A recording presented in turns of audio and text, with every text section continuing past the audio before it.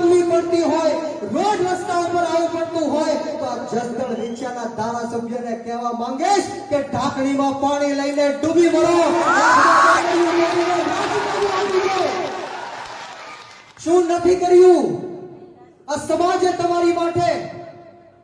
તમને ચૂંટણીઓ જીતાડવા માટે બહેનો દીકરીઓએ ઉપવાસ કર્યા, પગપાળાઓ કર્યા, માનતાઓ માની.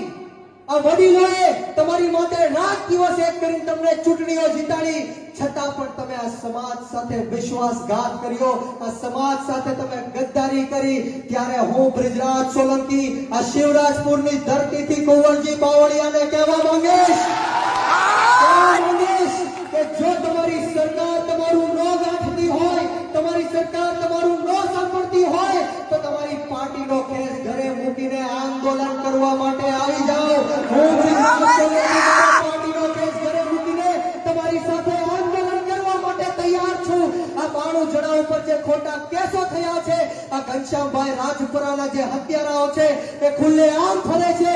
હું તમને વિશ્વાસ આપું છું કે જેટલા દિવસ કુંવરજી બાવળિયા આંદોલન કરશે, એટલા દિવસ બ્રિજરાજ સોલંકી અન્નનો ત્યાગ કરશે. મિત્રો